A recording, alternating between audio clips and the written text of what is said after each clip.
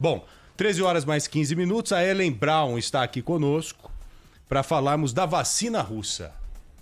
A tal da vacina russa, inesperada vacina russa, que chegou e chegou com tudo, né? A OMS recebeu alguns dados dos estudos que foram feitos pelos russos e até então a gente discutiu o quê? A eficiência da vacina. Se ela era eficiente, se ela é eficiente ou não. E até agora estamos discutindo isso, né, Aninha? Até porque pouca coisa foi divulgada, né? Quando a Rússia anunciou que estava cadastrando essa vacina, pouco se sabia, ou quase nada se sabia no restante do mundo a respeito da tecnologia, da eficiência, do tamanho dos testes. E aí, à medida que os dias foram passando, as informações foram surgindo, né? De como essa vacina funciona, qual é a programação de vacinação, 1 dose, 2 doses, quanto tempo de imunização. É para falar sobre isso que a Ellen está aqui. Com certeza, porque agora 1 a 2 anos é a perspectiva, de acordo com os estudos, de imunização mesmo. A gente pode ficar, ou quem receber a vacina, de acordo com os russos, pode ficar até 2 anos imune à doença, Ellen? Muito boa tarde. Muito boa tarde a todos que nos acompanham aqui, a vocês.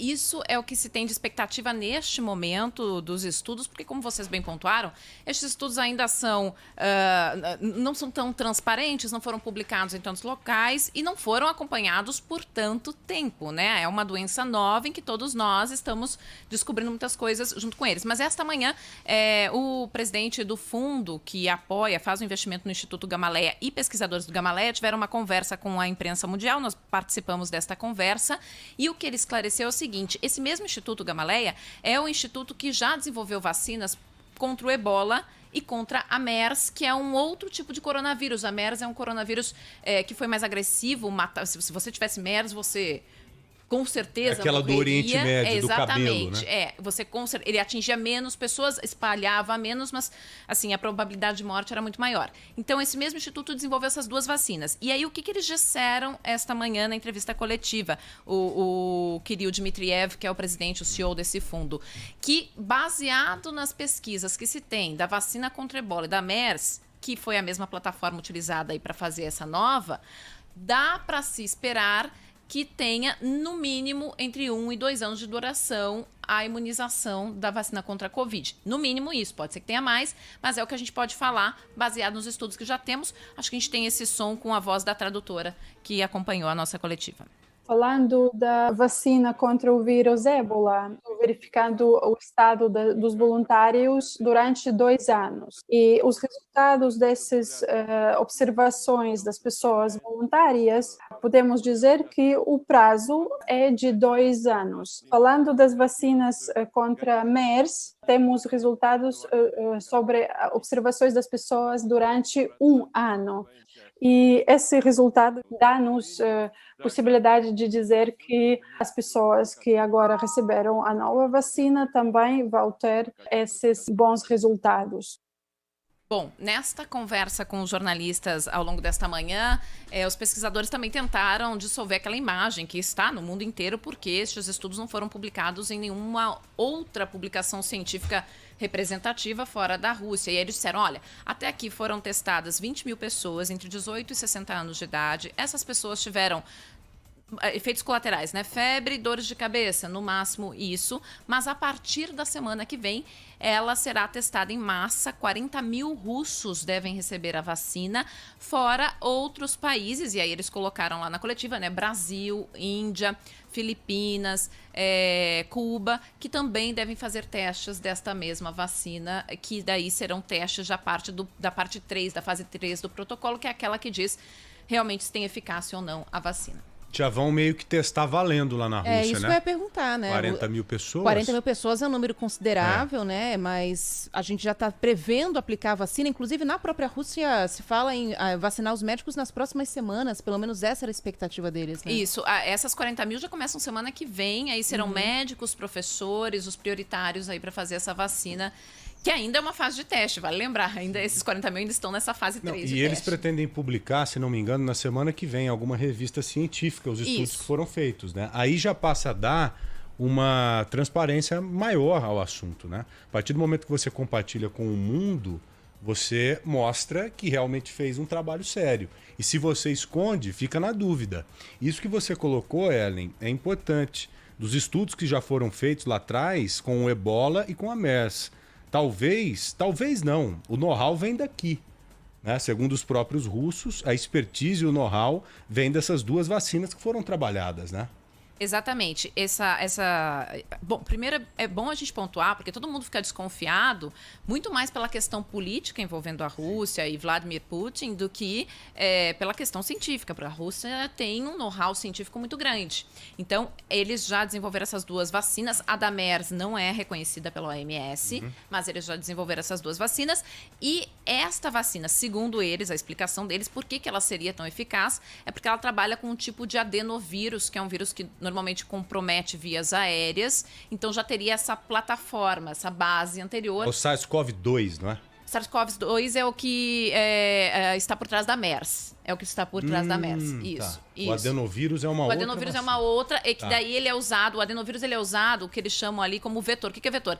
É o que vai transportar a imunidade para dentro do seu organismo. Então, ele vai ser aplicado em você numa primeira dose, eles transportam essa base com adenovírus, né? E com que vai desenvolver uma proteína no teu organismo para combater a Covid caso você seja infectado. Depois de 21 dias, você tem que tomar uma segunda dose. O adenovírus dá o caminho. Isso, ele dá o caminho. É isso, uma boa definição. Interessante, interessante.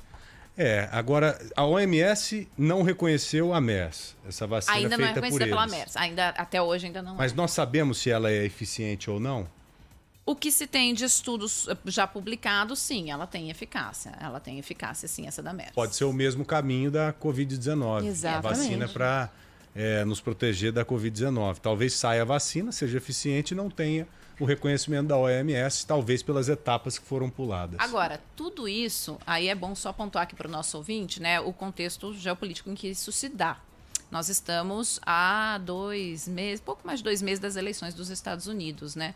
Vladimir Putin está naquela lista de líderes mundiais que não tem muito reputação a zelar. Porque foi uma pergunta que me fizeram já assim, mas e se não dá certo? E a Rússia lança isso e é uma moraliza o cara, né? Ele não tem muita reputação a zelar. Por outro lado, ele dá um bom recado para o Donald Trump dizendo o seguinte: se você estivesse comigo este ano mais uma vez, você teria uma vacina antes das eleições. Você viu então, é bom levar em consideração também esse cenário. Falando desse lado político, vocês viram o opositor dele que morreu ontem? O Navalny, Alexei Navalny. Muito provavelmente envenenado, né? no chá. Eu tive a oportunidade de conversar, não com o Navalny, mas o seu braço direito, já algumas vezes, né? Porque ele era o único opositor, a única pessoa que conseguiu mexer com a juventude na Rússia nos últimos anos, porque a Rússia tem quase 80% de aprovação do governo de Vladimir Putin, né? Então, o Navalny conseguiu mexer com uma juventude, essa que está conectada nas redes sociais e tal. Então, já consegui conversar com alguns dos apoiadores, um deles com quem eu conversava mais nos últimos tempos, e esse é um temor constante, porque existem mortes repetidas. Aliás, o Brasil foi palco de uma dessas histórias suspeitas. Vocês lembram do caso MSI Corinthians?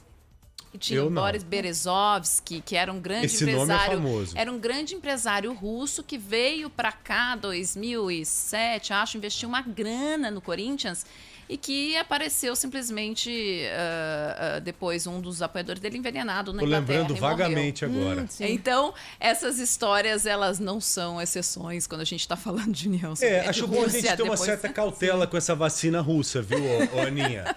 Ela pode ser muito boa, a vacina é boa, é ótima, né? Porque vai saber esse tal do veneno aí, Ana. Não toma chá não, viu? Não, chá eu não tomo. Você tá criticando muito a vacina russa.